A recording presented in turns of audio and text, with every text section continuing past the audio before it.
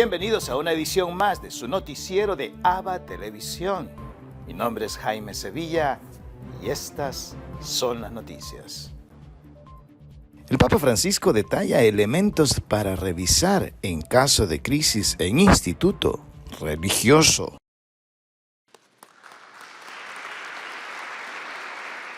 El Papa se reunió con el Dicasterio Vaticano que se ocupa de los religiosos. Su cardenal prefecto le explicó las cuestiones que están abordando en estos días de reunión plenaria. E per questo vogliamo ringraziarla. Francisco les dijo que la misión de este dicasterio es discernir y acompañar a los institutos religiosos, especialmente cuando se presentan situaciones delicadas. En esos casos, una primera prueba de que una congregación o un nuevo instituto viene de Dios es si colabora con el obispo y participa en la vida de la Iglesia. El Papa les pidió que estudien en los casos delicados el papel del fundador para que no sea autorreferencial, que vean cómo buscan nuevas vocaciones y cómo las preparan y cómo se vive la autoridad en este instituto. La attenzione a come si esercita il servizio dell'autorità, con particolare riguardo alla separazione tra foro interno e foro esterno, tema che a me preoccupa tanto, alla durata dei mandati e all'accumulo dei poteri. Igual que pide a estas comunidades que colaboren con el obispo, también pidió a los obispos que acepten la colaboración de los religiosos. El papel de las religiosas y los religiosos es decisivo en el día a día de la Iglesia. Ya sean de vida activa o contemplativa, su testimonio, su trabajo y su oración son para millones de personas una manifestación concreta de la bondad de Dios hacia cada uno. Al sumo pontífice le preocupan los vientos de guerra entre Rusia y Ucrania. Desde hace semanas, vídeos como este muestran el transporte de material militar ruso a lo largo de la frontera ucraniana, haciendo temer una invasión del país. Sin mencionarlo, después del Ángelus del domingo, el Papa abordó esta situación y rezó por la paz. Desidero assicurare la mia preghiera per la cara Ucraina, per tutte le sue chiese e comunità religiose e per tutto il suo popolo, perché le tensioni ad essa siano risolte attraverso un serio dialogo internazionale e non con le armi. Cuando el Papa se reunió a principios de año con el primer ministro de Ucrania, el Vaticano no dijo si hablaron sobre las tensiones con Rusia, pero sí que habían expresado su esperanza de una resolución pacífica del conflicto en el este de Ucrania. En la plaza de San Pedro, el Papa dijo que también le preocupa el aumento de la producción mundial de armas. A me addolora tanto la statistica che ho letto, l'ultima. In quest'anno si sono state fatte più armi dell'anno scorso. Le armi non sono la strada. Che questo Natale del Signore porti all'Ucraina la pace. Según algunos informes, en las últimas semanas, unos 100.000 soldados rusos se han posicionado en la frontera de Ucrania. También hay equipos médicos y suministros, indicios de que Rusia podría estar preparando una ofensiva militar y, por lo tanto, una guerra en suelo europeo. El Papa lanza ideas para preparar la Navidad. Conozcamos más en la siguiente nota. Ha sido uno de los ángelus más numerosos de los últimos meses, ya a pocos días de la Navidad. El Papa reflexionó sobre el Evangelio de ese domingo, en el que una multitud pregunta a San Juan Bautista qué deben hacer para convertirse. El Papa explicó que cada persona debe interrogarse sobre el objetivo de la propia vida. La vita ha un compito per noi. La vita non è senza senso. Non è affidata al caso, no, è un dono che il Signore ci consegna dicendoci scopri chi sei e datti da fare per realizzare il sogno che è la tua vita. Francisco pidió a los peregrinos que aprovechen los pocos días que quedan de Adviento para preparar la Navidad con gestos concretos. Posso telefonare a quella persona sola, visitare quell'anziano o quel malato, fare qualcosa per servire un povero, un bisognoso. Ancora, forse ho un perdono da chiedere, ho un perdono da dare, una situazione da chiarire, un debito da saldare. Magari ho trascurato la preghiera e dopo tanto tempo è ora di accostarmi al perdono del Signore. Francisco también pidió oraciones por la situación en Ucrania, pues tropas rusas se están movilizando en la frontera. El Papa pidió que la crisis se resuelva con el diálogo y no con las armas. También rezó por las víctimas del tornado que azotó Kentucky y otros lugares de Estados Unidos. Espíritu Santo. Jefe del gobierno de Andorra se reúne con el Papa Francisco. Un gran placer, bienvenido. Muchísimas gracias. Xavier Espot Zamora tiene 42 años y es uno de los jefes de gobierno más jóvenes del mundo. Tiene a su cargo el Principado de Andorra y esta fue su primera visita al Vaticano. El Principado de Andorra es un pequeño estado en la frontera entre España y Francia. Sus copríncipes son el obispo de Urgell, en España, y el presidente de Francia. Xavier Espot llevó al Papa una copia de la Carta de 1419 con la que el obispo de Urgell autorizó la creación de un parlamento. También un libro escrito en 1748 sobre el Principado. Y también confirma estas raíces cristianas de nuestro país. El Papa le regaló un mosaico que representa la abundancia de la tierra y el trabajo del hombre. Las dos cosas, cuando hay una tierra que da y una humanidad que trabaja, esto es como una bebida que nos pone bien, ¿no? Una visita cordial durante la cual, según el Vaticano, se abordaron algunas importantes temáticas que interesan a la sociedad de Andorra, entre las cuales el fenómeno de las migraciones. Ahora quiero invitarles a que compartan con nosotros una reflexión del Evangelio del día. En el Evangelio de hoy, tomado del capítulo 21 de San Mateo, tenemos nosotros un discurso hermoso de Jesús, de grandes connotaciones teológicas, con una profundidad insondable.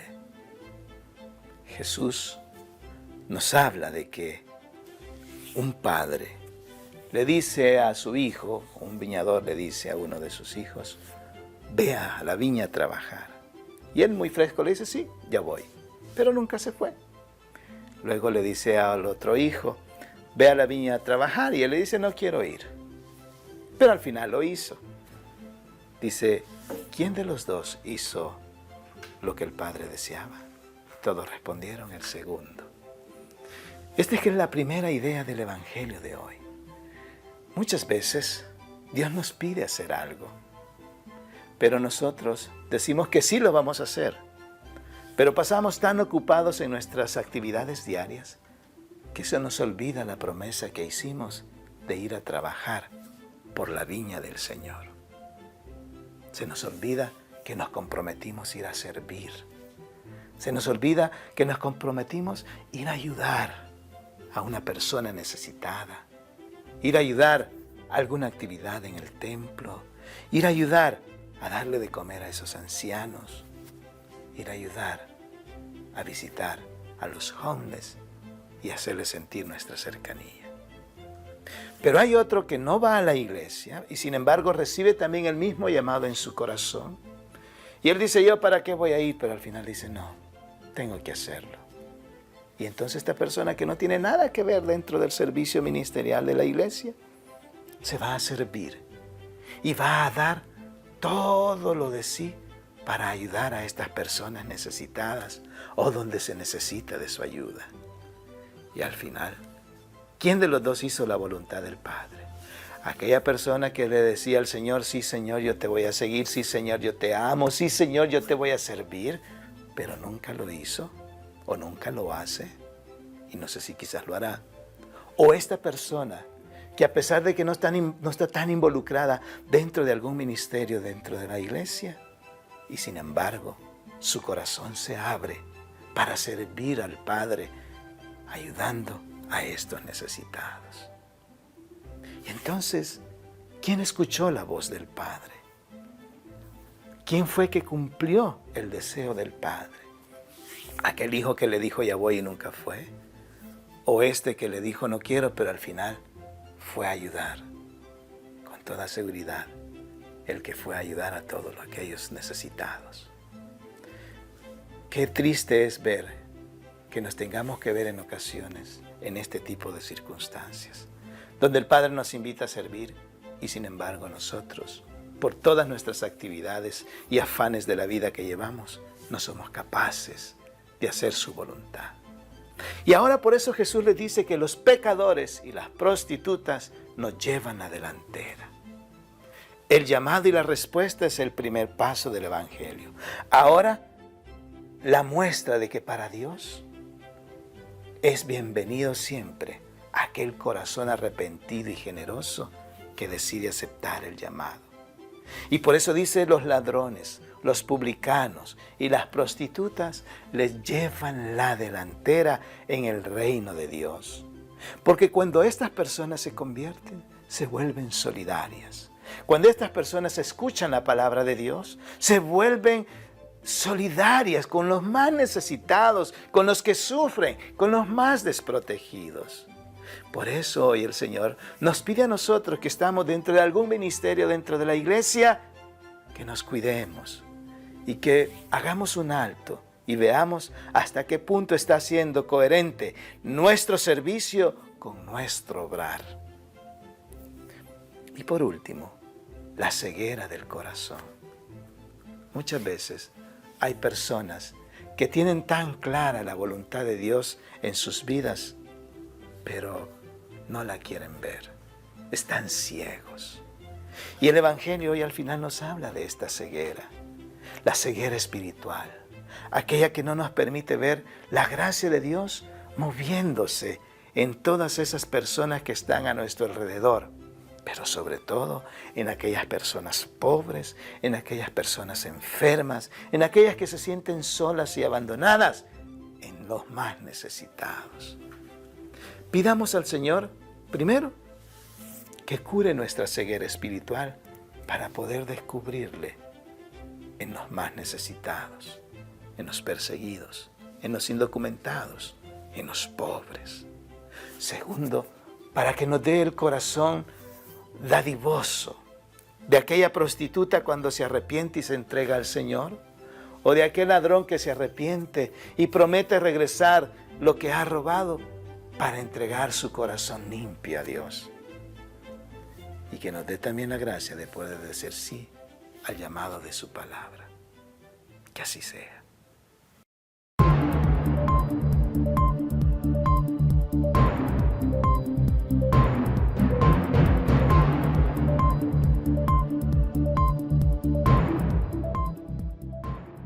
Salvadoreños protestan y exigen justicia al presidente Nayib Bukele. Exigen la defensa de sus derechos, el restablecimiento de la democracia y ahora suman el rechazo ante la reciente revelación de presuntas negociaciones del gobierno con las pandillas. No queremos un gobierno aquí en El Salvador narcotraficante, pandillero. A las protestas acudieron representantes de la sociedad civil, sindicatos, exjueces, feministas, grupos LGBTI y otros sectores.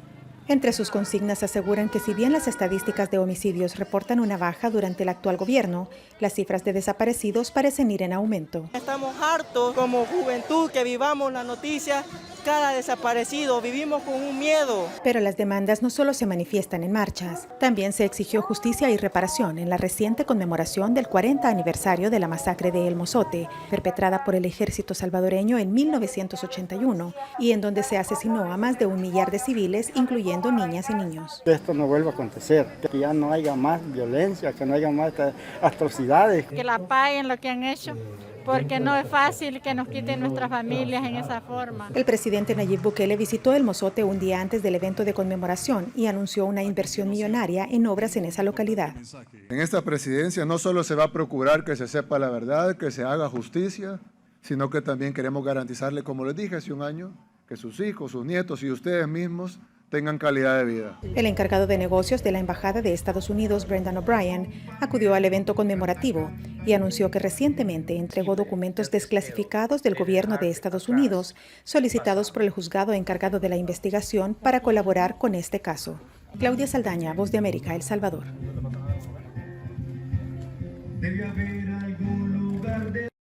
Esta es la incertidumbre en familias de migrantes guatemaltecas al no saber si sus familiares fallecieron en el accidente en México. Han pasado 4 días y la incertidumbre de no saber si su familiar es uno de los 55 fallecidos en el accidente ocurrido en Chiapas, México, es cada vez mayor para Walter y Juana Cumes, hermano y tía de Juan Cumes, quien salió en el viaje irregular hacia Estados Unidos la semana pasada. Si él está vivo o está herido, porque ya no sabemos. Pues. Ni sabemos si están hospitalizados, está grave o ya no reaccionaba. Como Walter y Juana, decenas de familias están a la espera de información oficial sobre la identificación de los heridos, pero mucho más de los fallecidos. Mientras tanto, autoridades de Guatemala reiteran la necesidad urgente de alinear las políticas migratorias y establecer el coyotaje como un delito federal. Que se incluya en el tratado de extradición. Para ello, hacemos un llamado a que juntos, los Estados Unidos, México y Guatemala, endurezcamos las penas en nuestras legislaciones. La propuesta es una pena de 50 años de prisión para los coyotes si en el transcurso del viaje el migrante fallece y 30 años si el coyote es capturado con los migrantes. Según la familia de Juan Cumesquino, él pagó $15,000 con la esperanza de llegar a Estados Unidos. Eugenia Sagastume, Voz de América, Guatemala. Consideran que ha sido una distribución de fondos desigual en el presupuesto. Las autoridades de la Universidad Nacional de El Salvador. La Universidad Estatal necesita al menos el financiamiento del Estado por $468 millones para continuar con sus funciones educativas, según el vicerrector administrativo de la UES, Juan Rosa Quintanilla. El monto asignado por el Ministerio de Hacienda para el año 2022 ha sido de $122.6 millones. No es correcto el hecho de que se asignen cantidades exorbitantes al ejército y se castigue o se limite a la educación superior, que desde nuestro punto de vista es una forma de garantizar que este país salga de su desarrollo. Sí. El vicerrector afirmó que la universidad no ha recibido $21.5 millones que le correspondían del presupuesto 2021, lo que ha generado problemas financieros en la universidad. Pero que los fondos no han llegado a la universidad. Hay una parte que, si bien es cierto, nos permite poder hacer algunos procesos de licitación, pero el complemento está pendiente. En anteriores ocasiones, el presidente Bukele prometió a los estudiantes la creación de una sede de la UES en Chalatenango. Sin embargo, las autoridades de la alma mater no han obtenido respuesta sobre la donación del inmueble. El Ministerio de Seguridad, entiendo yo, es el propietario del inmueble. También hay conexos, un espacio propiedad de la Fuerza Armada. Sin embargo, al parecer, el ministro de Defensa no quiso ceder el espacio correspondiente a lo que era de la Fuerza Armada, y ahí se ha limitado ese proceso de donación. El representante de la UES detalló que para continuar con las investigaciones científicas necesitan la inversión de $1 millón, además de la construcción de laboratorios incluyendo equipo y funcionamiento por un valor de $30 millones. Para Teleprensa Canal 33, Alejandra Barahona. Nos vamos a Sudamérica, donde nos reciben nuestros hermanos de JN19 Televisión, quienes nos han preparado un reportaje especial sobre lo que acontece en el Perú. ¿Cómo están, amigos? Mi nombre es Kevin Casa, reportando desde el Perú para la cadena hermana ABA Televisión y JN19. Comenzamos este informativo comentándoles que las autoridades han revelado que en un solo día se han inmunizado a 120.000 ciudadanos tras la exigencia del carnet de vacunación para ingresar a los espacios cerrados. Personal del Ministerio de Salud ha reportado gran afluencia de personas en los locales de vacunación contra el coronavirus. luego que el gobierno central decrete que desde el 10 de diciembre se exija el carnet de vacunación con ambas dosis. Según Gabriela Jiménez, directora de inmunizaciones del Ministerio de Salud, cerca de 120.000 personas acudieron en un solo día a los vacunatorios para inmunizarse contra la COVID-19. Las autoridades manifestaron que este grupo de personas que están recibiendo por primera vez su vacuna se encontraban en el grupo de los rezagados y aseguran que las nuevas medidas tomadas para enfrentar al coronavirus están resultando favorables, ya que están motivando a más personas a recibir sus respectivas dosis. La directora de inmunizaciones del MINSA afirma que todavía existe una gran brecha de rezagados entre los mayores de 50 años, que todavía no han recibido su primera dosis o segunda dosis contra el coronavirus, lo que representaría a un total de 358.000 ciudadanos en esta situación. Por otro lado, Gabriela Jiménez también contó la situación del interior del Perú, afirmando que muchas regiones ya aplicaron la primera dosis al 80% de su población y se encuentran muy cerca de recibir la segunda dosis. Entre estas regiones figuran Ica, Lima, Ancash, Callao, Tumbes, Arequipa, Moquegua, Piura, La Libertad, Junín y Pasco.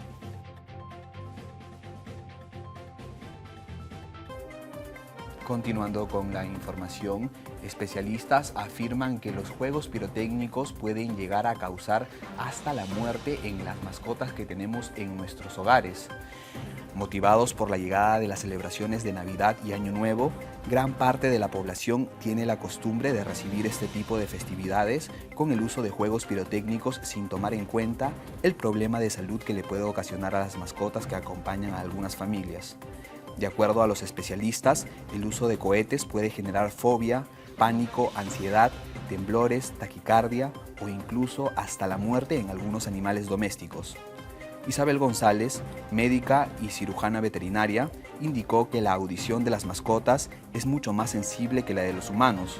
Por tal motivo, les afecta considerablemente el sonido de los pirotécnicos. Con el fin de evitar que las mascotas no sufran por este tipo de situaciones, la especialista explicó que desde un inicio se debe ubicar a la mascota en un lugar donde se sienta seguro y protegido, sumado al acompañamiento y muestra de cariño para ayudar a combatir la angustia y el miedo. En el mismo contexto, recomendó que se deben cerrar todas las ventanas, puertas y persianas, ya que con esta acción ayudará a reducir los ruidos de los pirotécnicos. Asimismo, también recomendó que se le puede suministrar a la mascota un calmante prescrito previamente por un médico veterinario, ya que estos medicamentos están destinados para la prevención o tratamiento en situaciones relacionadas al estrés y nerviosismo.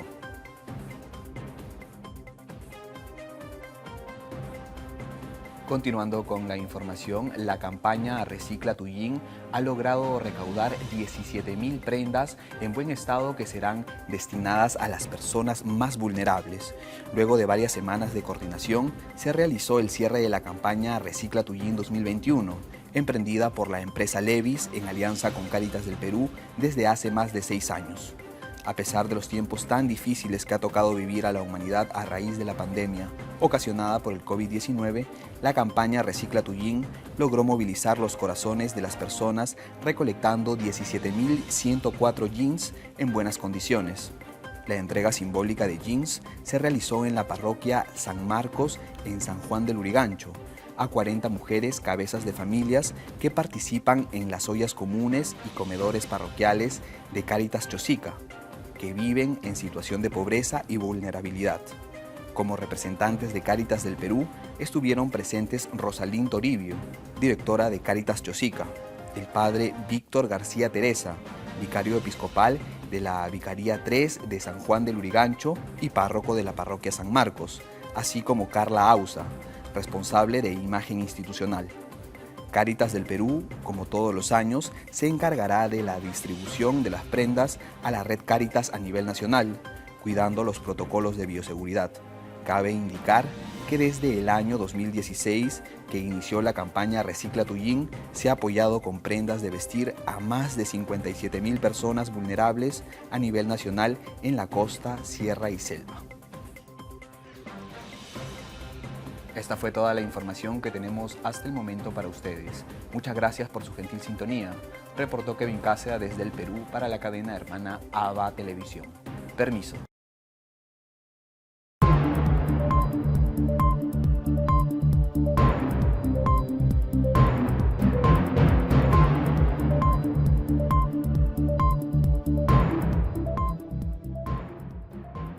La Universidad Jesuita Centroamericana UCA lanzó el Premio de Derechos Humanos Segundo Montes.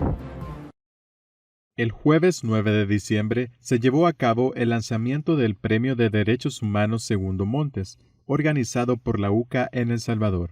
El objetivo de este premio es reconocer públicamente el trabajo que realizan personas y organizaciones en la promoción y la defensa de los derechos humanos en El Salvador. El premio contará con 2 categorías, una para personas naturales y otra para organizaciones sociales, instituciones públicas y empresas privadas que destaquen en materia de derechos humanos. El proceso para la entrega del premio constará de 5 fases, iniciando en diciembre de 2021 con la convocatoria de postulaciones y finalizando con la ceremonia de premiación en abril de 2022. El jurado estará conformado por personalidades nacionales e internacionales comprometidas con la defensa y promoción de los derechos humanos.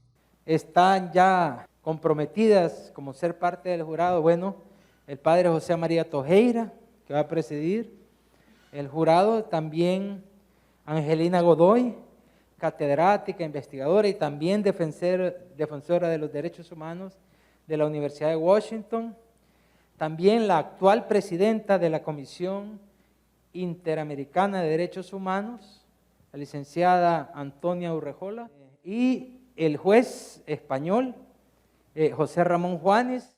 El premio trata de eso, de no solamente promover, impulsar, animar a las personas que trabajan en instituciones en derechos humanos, sino también ayudar a entender lo que son los derechos humanos, porque sí hay una incomprensión fuerte y se ve en la coyuntura actual con bastante facilidad en redes, en publicaciones, en frases, etcétera, de distintas personas.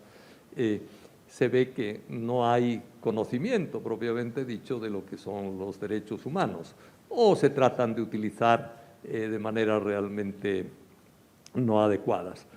Para mayor información de las bases del concurso, puedes visitar la página web www.premiosegundomontes.uca.edu.sv. Hoy, 14 de diciembre, el Santoral de la Iglesia nos presenta el Día de San Juan de la Cruz. Conozcamos más de este místico santo. San Juan de la Cruz, después de una accidentada caminata a tientas por los vericuetos de la cárcel de Toledo, en esa noche del 15 de agosto de 1578, encontró por fin, tal como la Santísima Virgen se lo había mostrado en una aparición reciente, la anhelada ventana del torreón que daba al río, y sin tomarse un respiro se las ingenió para amarrar al ventanuco una ristra de sábanas anudadas entre sí, y al amparo de la densa oscuridad reinante se descolgó. Al llegar al final de la improvisada cuerda se dio cuenta de que le faltaban algunos metros para tocar el suelo y corría el doble peligro de caer desde ese acantilado sobre el que se asentaba la prisión a las embravecidas aguas del Tajo o del otro lado del muro junto a la garita en donde los centinelas montaban guardia. Entonces cerró los ojos, se encomendó a la Santísima Virgen, se soltó y más que una interminable caída libre fue un suave vuelo al final del cual sintió que lo descargaron delicadamente en tierra firme. Cuando entreabrió los ojos se llevó tamaña sorpresa porque estaba en campo abierto al otro lado del río, fuera del alcance de sus enemigos. Juan de Yepes Álvarez, nacido el 24 de junio de 1542 en Fontiveros, España, era hijo de un tejedor toledano que murió cuando él contaba 4 años y la familia que quedó en la indigencia tuvo que trasladarse a Medina del Campo, en donde Juan adelantó sus estudios básicos con enorme esfuerzo, pues tenía que ayudar a la manutención de sus hermanos, y dada su consagración al aprendizaje, pudo ingresar en 1559 al Colegio Jesuita de Medina del Campo, en el que fue un alumno aventajado en latín, literatura, poesía, retórica, oratoria y filosofía, pero también se distinguió por su acendrada piedad, lo que le allanó el camino para vestir, al cumplir 21 años, el hábito de los carmelitas en 1563, con el nombre de Fray Juan de San Matías, y al poco tiempo sus superiores lo enviaron a estudiar teología en la Universidad de Salamanca, de la que egresó en 1567, e inmediatamente fue ordenado sacerdote y regresó a Medina del Campo para celebrar su primera misa, tras la cual conoció a Santa Teresa de Jesús, quien en esos días estaba ocupada en la fundación de un convento carmelita reformado en ese pueblo. Este encuentro selló su profunda amistad, cambió sus vidas y las de los carmelitas. Ante la mitigación de la rígida regla de San Alberto que relajó el espíritu carmelita, Fray Juan de San Matías, que se sentía desencantado por ello, pensó en volverse cartujo para dedicarse completamente a la oración, la meditación y el silencio, pero Santa Teresa, que lideraba el cambio de estructuras de las dos ramas masculina y femenina de la Orden del Carmelo, lo convenció para que se sumara a su lucha y él, con nuevo nombre, San Juan de la Cruz, aceptó con entusiasmo la misión, fundando en 1568 el primer convento carmelita descalzo en Duruelo, en el que aplicó con toda rigurosidad la regla primitiva de San Alberto. En 1570 erigió otro monasterio en Mansera y un año después fue nombrado rector del Colegio Convento de los Carmelitas Descalzos, recién abierto en Alcalá de Henares, y como maestro de novicios le devolvió a la orden carmelitana su espíritu original, lo que le generó intensos roces con los llamados calzados, que veían amenazada su comodidad, y para sacarlo del camino inventaron toda suerte de calumnias que surtieron efecto, y fue a dar con sus huesos a la cárcel, injusta prisión que soportó estoicamente, y la aprovechó para componer el Cántico Espiritual, su obra poética más famosa, inspirada en el Cantar de los Cantares. Inclusive se dice que es lo mejor que se ha escrito en la lengua castellana en toda su historia. La que por no tener cómo ni con qué escribirla esa obra, la memorizó y tras su fuga la transcribió y continuó levantando y dirigiendo monasterios de carmelitas descalzos en compañía de Santa Teresa, de la que además fue su director espiritual hasta su muerte acaecida en 1582, y edificando almas mediante sus inconmensurables textos, La Noche Oscura del Alma y Subida al Monte Carmelo, que en su conjunto se refieren a las sequías espirituales y los caminos para salir de ellas y ascender a Dios. Llama de Amor Viva, un canto poético que habla de la unión amorosa total entre Dios y el hombre, y la escribió en 15 días. Estas tres obras más el Cántico Espiritual son consideradas las 4 joyas de la literatura cristiana en Occidente. A lo anterior, habría que sumarle una ingente cantidad de poemas sueltos, dichos y pensamientos espirituales y cartas a sus monjes y monjas. Al final de sus días, fue relegado por sus superiores y maltratado sin contemplación en un oscuro convento de la orden en Úbeda, en donde murió el 14 de diciembre de 1591, cuando contaba apenas 49 años. Fue canonizado en 1726 por el Papa Benedicto XIII y en 1926 el Papa Pío XI lo declaró místico doctor de la Iglesia. Por eso hoy día de su festividad pidámosle a San Juan de la Cruz que nos indique cómo hacer del amor de Dios nuestro mejor poema. Y para concluir con nuestro noticiero, lo dejamos con la intención del Papa Francisco para el mes de diciembre, que es sobre los catequistas.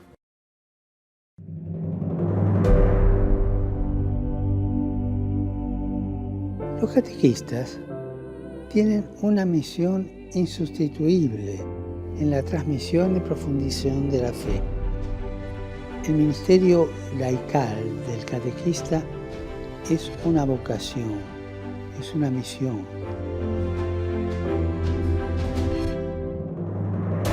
Ser catequista significa que uno es catequista, no que trabaja de catequista.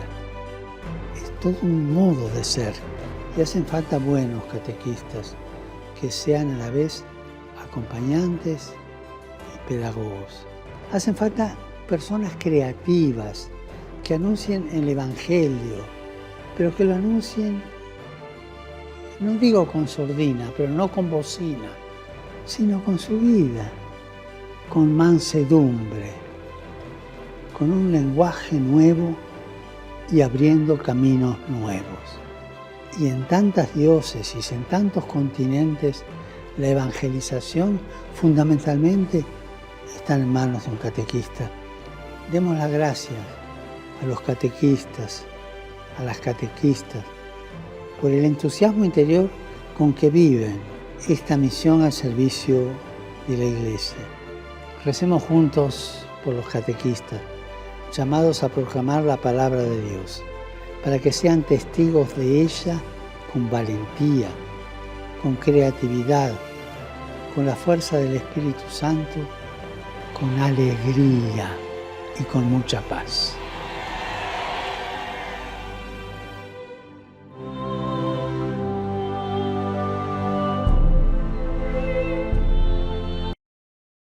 Y así llegamos al final de una edición más de su noticiero de ABA Televisión. Gracias por estar con nosotros. Sintonícenos las 24 horas del día en el www.abatvn.com, en nuestras plataformas digitales de Roku TV y Amazon Fire, en nuestras cadenas hermanas y, como siempre, en nuestras redes sociales. Ahí nos vemos. Que Dios los bendiga.